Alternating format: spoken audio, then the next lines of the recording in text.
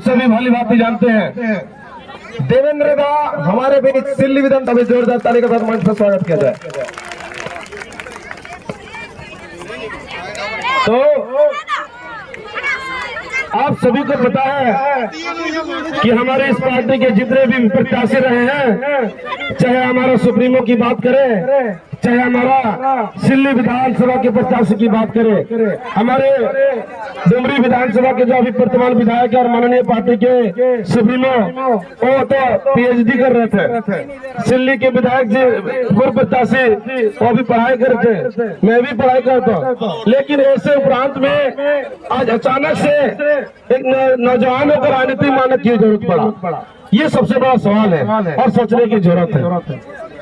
साथियों, जिस 25 साल के झारखंड में और इस बिहार राज्य झारखंड का जिस मकसद के साथ हमें अलग किया गया, ये कहीं न कहीं ये हमारा सपना बहुत अधूरा रहा। आज अलग करने के साथ सभी के मांग था कि एक स्थानीय नीति, नियोजन नीति, विस्थापन नीति जैसे ऐसे नीति बने, नियोजन नीति बने, ताकि इस राज्य के युवा, जो पढ़े लिखे युवा को अपने राज्य में एक अलग अपना पहचान मिले, अपना अधिकार मिले, और शोषित पीड़ित वंचित समाज जो किसी भी योजना के तहत विस्थापित किया जाता है, उसको विस्थापन निधि के तहत सरकार का सारे लाभ दिया जाए। लेकिन दुर्भाग्य की बात है, आज 25 साल के झारखंड में, इस 25 साल के झारखंड में आदिवासियों ने ही राज किया, किसी और नहीं। सिवाय 5 साल में 11 दिवसों के छोड़कर आदिवासियों ने राज किया, लेकिन किसी ने इस बात पर आवाज नहीं उठाई। उन सभी बातों को लेकर हमारे सुप्रीमो और डुमरी के विधायक माननीय जयराम माता जी के नेतृत्व में हम लोगों ने भाषा आंदोलन से शुरू किया, और आज हम लोग राजनीतिक दल में तब्दील हुए। इसलिए न बड़ा, अगर हम नहीं लड़ेंगे तो अपने अधिकार को भी हमें नहीं मिल पाएगा।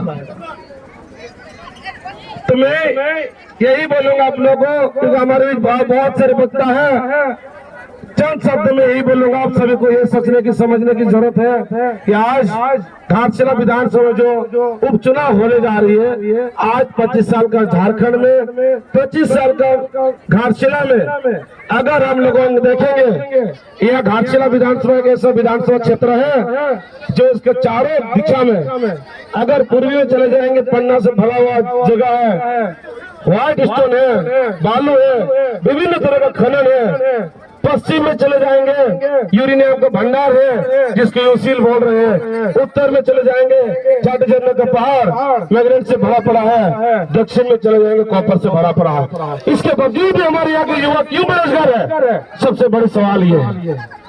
आज सिर्फ माइंस के अलावा और भी इस क्षेत्र में कैसे रोजगार की सोर्स हो सकते हैं?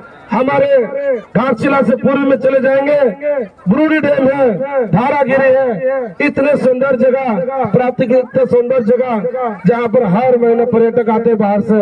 और अगर इसका पर्यटक स्थल के रूप में चयनित हो गया था, तो उस क्षेत्र में बुरुडी, झाटी झरना से इस पार में जितने भी गाँव है, एक रोजगार का सोर्स बन गया होता।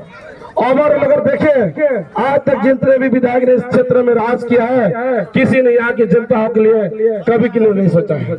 बशर्ते इसका भी कारण है क्योंकि वे लोग कभी लोकल नहीं रहे हैं, बाहर के आए मेहमान की तरह खाना पीना खा के चले गए। यही चीज अगर एक स्थानीय विधायक होता, कोई नहीं चाहता है कि अपने घर में कोई गंदगी हो, कोई नहीं चाहता कि अपने घर में कुछ तरह का गलत हो, लेकिन वही अगर बाहर में होगा तो क्या फर्क पड़ता है, गंदगी हो कुछ भी हो। तो इस क्षेत्र का जो समस्या है उसको समाधान करना होगा, तो आप सभी मिलकर के यहाँ के स्थानीय युवा, स्थानीय विधायक को चुनने की आवश्यकता है, तभी घाटशिला विधानसभा का विकास हो सकता है।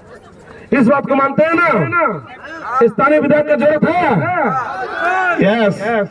आज देखिए, शिक्षा का क्षेत्र में आप किसी भी गांव का स्कूल को देख लीजिए, आपके गांव में भी प्राइमरी स्कूल होंगे, मिडिल स्कूल होंगे, अपग्रेड होंगे, प्राइमरी में स्कूल होगा तो 2 ही टीचर, मात्र 2 ही टीचर स्कूल चला रहा है। सच की झूठ? तो ही टीचर चलाना स्कूल ना। मिडिल स्कूल में 3 टीचर, हाई स्कूल में 4 टीचर 5 टीचर चला रहा है। ऐसे में शिक्षा को एक मजाक बना के रख दिया है। शिक्षा का विभाग ऐसे बन गया, अभी फैक्ट्री बन गया। क्या? सर्टिफिकेट छपने का फैक्ट्री बन गया है। जहाँ पर चाहे कोई भी बच्चा पढ़े, फेल करे पास करे, कोई फर्क नहीं पड़ता है। 10 साल हो गए मैट्रिक का सर्टिफिकेट मिल रहा है। हमें ऐसा शिक्षा नहीं चाहिए। जब तक हमें गुणवत्ता शिक्षा नहीं मिलती है, तब तक हमारे आने वाले भविष्य को एक बेहतर भविष्य हम नहीं देख सकते हैं। इसीलिए साथियों, आप सभी को मैं यही बोलूंगा, शिक्षा के साथ साथ स्वास्थ्य का अगर हम लोग बात करें, आप अभी भी 108 में कॉल करके देख लीजिए अनुमंडल हॉस्पिटल का क्या स्थिति है। एक्सरे मशीन नहीं है, अल्ट्रासाउंड मशीन नहीं है, डॉक्टर अवेलेबल नहीं होते हैं, नर्स ओपीडी में है। इस तरह का चीजों में हमारा सरकारी व्यवस्था चारों तरफ डूबा पड़ा है। यही अगर किसी भी सरकारी कर्मचारी, नेता या मंत्री हो, उसको अगर उस पद करना कंपलसरी कर दिया था, शायद ये स्थिति नहीं देखने को मिलता। क्योंकि ये सिर्फ जनता के लिए है, इसलिए ये व्यवस्था को इतना ढीला छोड़ दिया गया है। हाल ही में आप जितने भी देखें, जितने भी सरकारी कर्मचारी हो या विधायक की बात करें, झारखंड में कहीं भी ऐसे हॉस्पिटल में ट्रीटमेंट नहीं करवाते हैं। चाहे रिम्स हो या कोई बड़ा हॉस्पिटल, वो जाते कहाँ? दिल्ली में जाते हैं। आपका और हमारा क्या संभव है दिल्ली जाना? दिल्ली जाना संभव है क्या? नहीं है। इसलिए आज स्वास्थ्य का क्षेत्र में बहुत बड़ा हमारे क्षेत्र के लिए चैलेंज है, जिसको भी बड़े सुधारने की आवश्यकता है। रोजगार के क्षेत्र में देख रहे चारों तरफ एससीएल के अधीन 10 माइंस आते हैं। माइंस में इतने अच्छे प्रोडक्शन होने के बाद भी लगातार घाटा का रकड़ा दिखाते हैं, और एससीएल के कर्मचारी एससीएल को खा के बैठ गए। इमेजिन कीजिए आज से 15-20 साल पहले इस क्षेत्र का क्या नजारा था। उस क्षेत्र में, उस रास्ते में अगर आप मुसावनी की तरफ जाते हैं तो आपको चारों तरफ हरियाली, लोगों का चेहरा में खुशी देखने को मिलता था। क्यों? क्योंकि सबके पास रोजगार था। आज देखिए क्या स्थिति बन गया है, रोजगार का क्या पहुंच की चला गया है। ऐसे कहते हैं कि सेंट्रल गवर्नमेंट का है, लेकिन अंदर अंदर क्या हो रहा, ये किसके वजह से ये कंपनी का स्थिति हुआ, ये हमें समझने की जरूरत है। यानी कहीं न कहीं यहाँ के जितने भी प्रतिनिधि रहे हैं और उसके प्रशासनिक विभाग के लोग सब मिलकर ये षड्यंत्र है, और उसके तहत एचसीएल को डुबाने का इन्होंने काम किया है। इसीलिए साथियों, अगर हमारे क्षेत्र में शिक्षा, स्वास्थ्य